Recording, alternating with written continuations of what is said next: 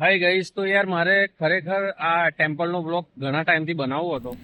વડોદરાના કોલાહલથી દૂર પ્રકૃતિના ખોળે અને આધ્યાત્મિકતાની સુગંધથી મહેકતું એકમાત્ર ધામ એટલે તપોવન મંદિર. વડોદરાના પેટ્રોકેમિકલ ટાઉનશીપ વિસ્તારમાં આવેલું તપોવન મંદિર શહેરના સૌથી શાંત, સ્વચ્છ અને આધ્યાત્મિક સ્થળોમાંનું એક છે.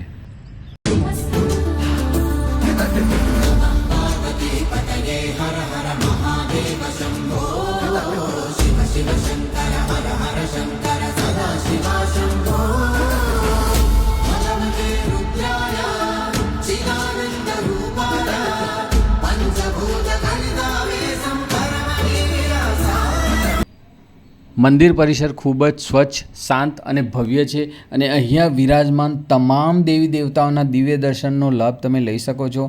અને અહીંયા તમને દરેક પ્રતિમામાં જાણે સાક્ષાત ઈશ્વરનો વાસ હોય તેવો અનુભવ થાય છે. અહીંયા તમે સાઉથના મંદિરમાં દિવ્ય દર્શન કરવા આવ્યા હોય એવો અનુભવ પણ થશે, કારણ કે આ મંદિરની સૌથી મોટી વિશેષતા તેની દક્ષિણ ભારતીય શૈલીની ભવ્ય સ્થાપત્ય કળા છે.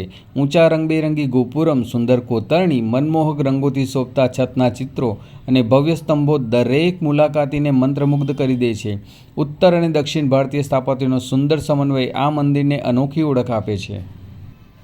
મંદિર પરિસરમાં ભગવાન શિવની સાથે મા દેવી દુર્ગા, શ્રી લક્ષ્મીનારાયણ ભગવાન, નવગ્રહ દેવતા, સત્યનારાયણ ભગવાન, મનસા દેવી અને સાઉથમાં જે ભગવાનની પૂજા થાય છે એવા સ્વામીએ શરણમ અય્યપ્પા, કાર્તિકેય સ્વામી, તિરુપતિ બાલાજીના દિવ્ય દર્શનનો પણ લાભ તમે લઈ શકો છો.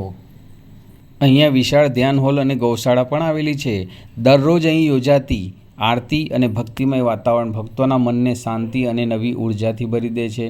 મંદિરની સ્વચ્છતા, હરિયાળા બગીચા, સુંદર ચિત્રો અને આધ્યાત્મિક વાતાવરણને કારણે તપોવન મંદિર વડોદરાના સૌથી સુંદર દર્શનીય ધાર્મિક સ્થળોમાં સ્થાન પામે છે. તો ગાઈઝ, આપણી વ્યસ્ત દિનચર્યામાંથી સમય કાઢીને ઈશ્વરના ચરણોમાં સમર્પિત થવાનું અને પોતાની મનને શાંતિ આપવા માટેનું ઉત્તમ સ્થળ એટલે તપોવન મંદિર. તપોવન મંદિર સવારે 7 થી 11 અને સાંજે 5 થી 9 ખુલ્લું હોય છે. જો તમે વડોદરામાં આવો તો આ દિવ્ય સ્થળની મુલાકાત લેવાનું ભૂલતા નહીં. પહોંચી જ જજો. તો ગાઈસ, હું તો પહોંચી ગયો છું તપોવન મંદિરના દર્શન માટે.